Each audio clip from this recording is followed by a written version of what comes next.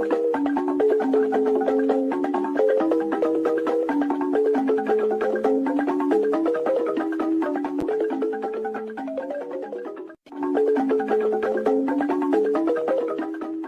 have no mercy for those that come to disrupt the restoration of this struggle. We don't negotiate with anyone.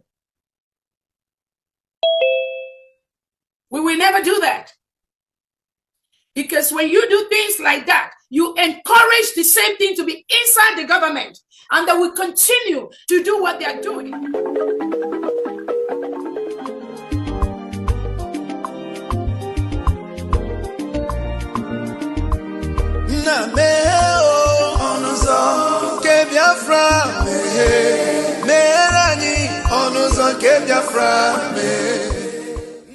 Welcome, fellow Biafrans, lovers of freedom across the world. I welcome you to this amazing platform. Thank you so much for joining me on today's program, and I wish you a very happy new year. Finally, we are now in the year 2025, and as we proceed in the year 2025, we must not forget that we have a lot of responsibilities. Our responsibility in this platform is to give you information and make sure that you have an update on what is going on in Biafra land, more especially things that has to do with the restoration of independent state of Biafra. Today, I am going to share with you a very important video. Please pay attention to this video. In all the information that we see here, you are going to see that they have started again a new deceit to distract us from the restoration of independent state of Biafra. We must not be distracted. It is either Biafra or nothing. Mazi Nnamdi Kanu said it to us, and he has not changed his mind. If anybody tries to insinuate that Mazi Nnamdi Kanu have changed, that is a lie. Watch this video from beginning to the end. You will understand that the enemies will never give up. And those of us who are focusing on the restoration of Biafra, we must not give up. Do not get distracted, regardless what you hear or what you see. Always remember that it is Biafran first. All eyes must be on the rising sun. Every eye must be on the rising sun. Do not allow yourself to be carried away with things that are happening around you. The restoration of independent state of Biafra is one thing that we must focus on. We have the United States of Biafra now. Let's watch. It's as simple as that. There's no alternative. People must understand the rage that is boiling within us. You must understand how angry we are. We may look normal to you, but we are very, very angry, believe you me. And by the time we are done with Nigeria, the name won't exist. That I can assure you. You people are now beginning to see the type of madness that we are capable of unleashing. And more is coming. And I do not hide it because you hate us anyway. This conspiracy against Biafra, for no reason, we've done nothing wrong to anyone. But you despise us and you hate us. You want us to die because God gave us oil and gas. You want to take over our land. It's not going to happen. And we're not apologizing or begging anybody to please read this letter. They are raping our women. They raped our women. Did you do anything about it? They went to the UK High Commissioner. They were telling them, oh, we can't do anything about it. Rape victims. But you're doing something about defending Fulani. You are defending Fulani. But rape victims in front of you cannot defend them. And you're neutral. And you want Nigeria to continue. So you want me to stay in a Nigeria where my women will be raped every day. Nobody will do anything about it. And I'll be clapping for you. One Nigeria, I'll be clapping for you. Check it up, mad people everywhere. People are insane. You want me to stay in a country where the Fulani police and soldiers can come and take our women, rape them anyhow they like. Even before they release them, they charge us. Do you know how much we have spent? We have spent nearly 9 million naira to secure the release of people who were abducted and raped. Victims of state crime. Britain didn't say anything. UN never uttered a word. EU, nothing. US, nothing. And you want me to be in that country? I think some people are mad. Very, very insane indeed. If you do not believe in what we are doing, then you better get out. We're not going to stop. God knows we can never stop until Biafra is restored. We are peace-loving people. We abhor death and killing of another soul. It's in our nature, that's how we are. But because of that, they have been coming and killing us all these years. We've kept quiet.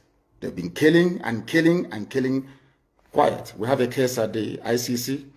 We have a case at Africa Union. We have a case at, what else again? Pending before the UN in New York. We've been to Geneva to tender our case. Before UN, till today, nothing. In fact, the more we complain to them, the more they come to abduct and rape our children, the more they come to kill us, the more they want to take over our land and our forests. And who told them that's going to be possible in our time?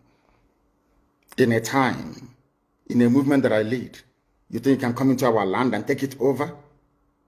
Oh dear. That means you don't know who we are. 30 pastors arrested for doing nothing. Have you heard about any imams being arrested in the north? No. Do you want me to stay in one Nigeria with you after this level of injustice? Is that what you think? No, it is not going to happen. Not now, not tomorrow. There are two things plaguing them in the zoo: lies and deceit. If not for the coming of IPOB, of Radio Biafra, all of you would have lived and died in the ignorance that Ojukwu caused a war. That's what they were writing. Britain helped them to write it. Ojukwu was a rebel, a secessionist, because we had no media. That is why they're paying Facebook billions upon billions of US dollars to stop this truth from coming out. Did Ojukwu cause any war? Gowon is alive, go and ask him. Did Ojukwu cause any war? Ojukwu went and negotiated restructuring with you in Aburi. You came back, Britain told you not to agree because Britain realized that all the component units of Britain knows that if you go back to regionalism, you will have economic growth. The country will do very well. But Britain doesn't want it. That was why they even instigated the Nzogbu, so-called Nzogbu, saying they will bring Awolowo to become the head of state. They knew what was going to happen. They wanted to truncate the economic miracle of Dr. Michael Opara. What I'm telling you are fast. Go and investigate for yourself. In the East, you had the fastest growing economy in the whole world, over 40% every year. In the West, Awolowo was performing his own miracle as well. Even in the North, Ahmadu Bello and Tafawa Balewa were doing very well. You had all those massive industries in the North. You even had Alamajiris that were employed in the North, meaningfully employed, gainfully employed. They were all doing very well. Britain said, no, for us to control these people, we need to impoverish them. Let us introduce this war. There was a coup by Nzogbu. And after that, there was the massacre of, as usual, massacre of our people in the North. Ojukwu said, I have to secure my land and my people. They said, no, let's go to Aburi to discuss it. Ojukwu went to Aburi and agreed restructuring. That's something now you're asking for, to tell you how foolish Nigerians are. They're very foolish. That same nonsense you're asking for now was discussed many years ago. Ojukwu sat down in Aburi with Gowon and decided that regionalism was the best way forward, restructuring, going back to who you were, 1963 Constitution, 1960-1963 Constitution. Be on your own and pay tax to the central government, as they have in America, as they have even in Britain. Britain, you have Scotland that is almost independent, Wales, the same thing, everybody is free, but Britain doesn't want the same thing they're enjoying to happen in Nigeria. Why? Ask yourself that question. Anybody telling you about one Nigeria is your enemy. I'll prove it to you now. Ojukwu negotiated devolution, regionalism. The North will be on their own, the West on their own, even Midwest on their own, and then the East on their own. It's the same one Nigeria. On their way to the airport, before they boarded the aircraft, a call came from Lagos, from the British High Commissioner in Lagos to Gowon, telling Gowon not to agree, after having signed the agreement. That same Gowon you're looking at today, God kept me alive so that he can witness the destruction he will bring upon that very zoo called Nigeria. Gowon said no. Do you know all the journalists in Nigeria, none of them have ever gone to Gowon to ask him, why did you say no to Aburi? Aburi was restructuring. None of those agitating for restructuring right now has ever gone to Nigeria to say, but Ojukwu negotiated restructuring. What happened? They came back and they said, no. Ojukwu said, okay, so you want to continue to kill my people all over the place? No. Because of that, I'll declare Biafra. Today, they have brainwashed all of you with the perverse notion and thinking that somehow Ojukwu is responsible for causing a war, when opposite is the case. If not now, that after many years of hammering on this very topic, it has now sunk into the skull of the people that Gowon was the aggressor, not Ojukwu.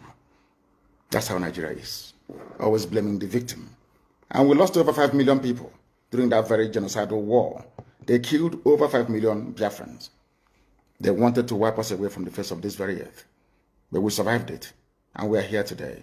Those they gave birth to, that have come. And this time with a wrath that you cannot even begin to imagine. And Biafra must come. It must come. Two things are bothering the zoo right now.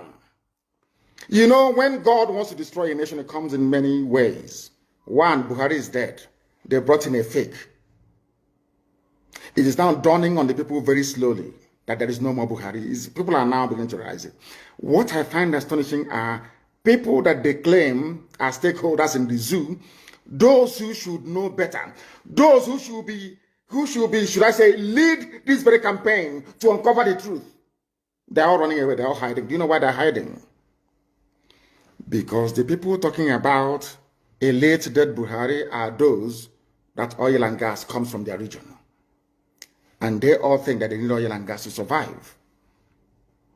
That is why they're all quiet. If not that Dino Malaya came out a few days ago, of course Obasanjo said it, even Aisha Buhari said it, but the husband is dead. They all pretended as if they didn't know. And we know that Buhari is dead. And when that very issue erupts the way and manner it would, later on in the coming weeks and months, the zoo cannot contain the fallout. That is number one. Number two is that everybody keeps talking about there seems to be no government, there is no direction because Buhari is not there. That is why you have no direction. That is why the country seems to be drifting. That is why there is no sense of purpose, no cohesion, because there is no Buhari. So what you have are competing interests and ideas from the Fulani cabal that is ruling the zoo, ruling all of you. You know that little boy is not Buhari, everybody knows that. How many Buharis are you going to have before you begin to reason and begin to think? When I said it, they said it was conspiracy theory, and I said with time, today people are coming out to confirm what we have always known. What we have always known, that Buhari is dead. That is why you have what is called a drift in the government. That is why there is no clear focus, there is no clear-cut direction, not at all. If not that I talked about Aisha Buhari in my last broadcast, I would have brought her out today to speak. And she only issued a statement. Nobody saw her.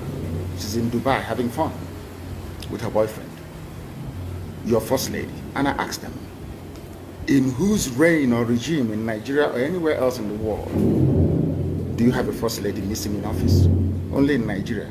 But you as a Nigerian cannot ask any questions because of the way you reason. The problem you have as a Nigerian is in your brain. The way you reason is flawed.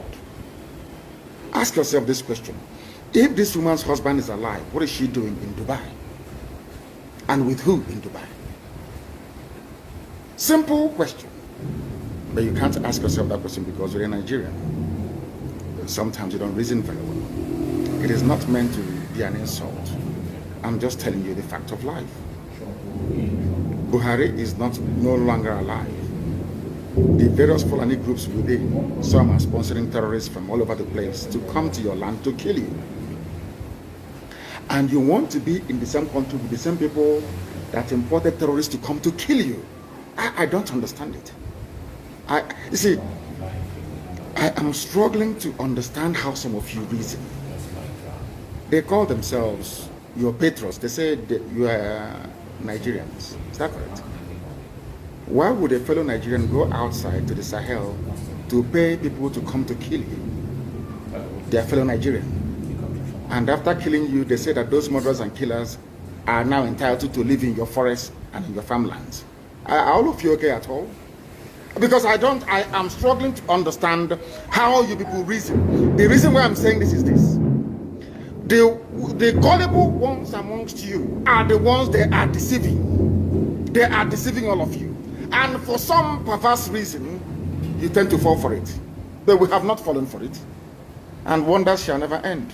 You saw the little boy that they were giving, they said they're giving him COVID-19 vaccine. And I ask you in all honesty, there are pastors and truth tellers and men of God, I believe, in Nigeria. Look at the hand of that boy.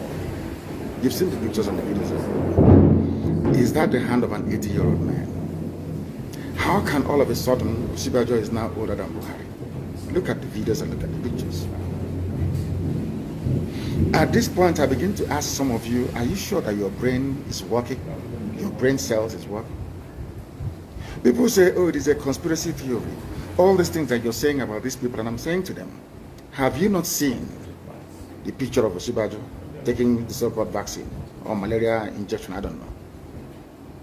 Look at the man they claim is Buhari. Look at his hand. Is that the hand of an 80-year-old man?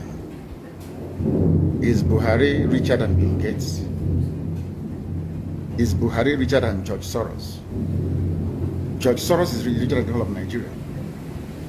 Bill Gates the same thing. So if it is money that caused this very old dying man to now turn into a 35-year-old man, how come Bill Gates cannot do it? Or George Soros? Or even Queen Elizabeth for that matter? If they claim that the treatment that Buhari received that made him look this young was administered in London, the Queen is the Queen of England, the Queen of United Kingdom. Why wouldn't she go through the same treatment? Why not? Why wouldn't Prince Philip go through the same treatment and become young again? That is how Nigerians and black people reason, that give me cause for concern. If we continue this way, we can never ever build nor have any viable society, all of us together. And that is why it is very, very critical and very, very important that we do that which is right before God and man.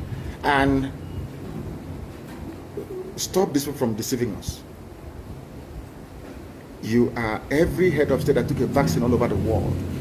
After taking the vaccine, they addressed their people. They spoke to the nation. Why is it that this one wearing an oversized face mask, of course on top of Buhari, hyper-reality face mask, could not utter a word? Can't you ask yourself that question? He came to take his vaccine. Go and look at other heads of state. They take their own vaccine in public and they speak. This one is like a mannequin. He comes out, you wheel him out, and they do something and he goes back in again. That tells you that Buhari is no longer alive. Buhari is in a shallow grave in Saudi Arabia. He's dead. And that is why they're in a hurry.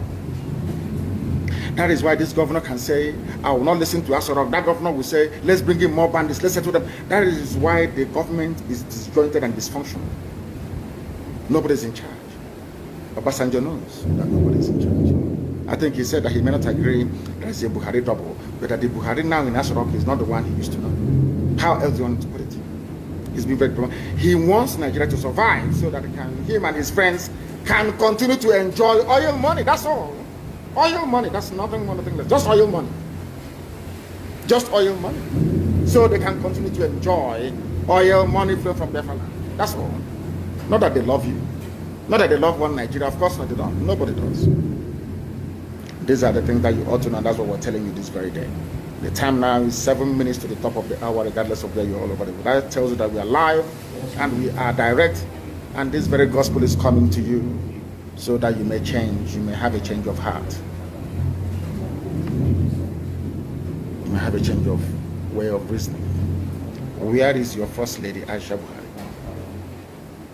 Where is she? She is not in the country. For how many months now? For how many months, I ask of you? You claim you're a human being. When a white person is racist towards us, we start complaining. We don't like racism. But when they see the way we reason, they cannot help but be racist towards us. Can you believe that you have a country like the USA and Biden's wife decides to disappear? for 2, 3, 4 months. You think Americans will keep quiet? You think that in a time of national crisis of COVID-19 pandemic and the ceaseless and endemic insecurity, you cannot even hear from somebody you claim is your president? And this was a man that when Youth Corpus visited him sometime in 2016, or was it in 2015, in his house in Katsina, he spoke against me, IPOB and Biafra agitation, without prompting. Thank you so much for watching the program. I appreciate you for your patience to watch from beginning to end. I hope you have learned a lot from this very program that I just played, this video. Please like and share the video. Share to all platforms. After sharing the video, now you can go to the comment section and put down your comments. Whatever suggestions, contributions you have to make, what do you think about the video I just played? Go to the comment section and put your comment. I will go through the comment section, and I bet you I am learning a lot from there, and you can equally learn from there. Let us share our experience on that comment section. Thank you so much, and stay blessed. Don't forget to share, and we continue to bless you as you share. Biafra government, peace, progress, unity, and equity. We move.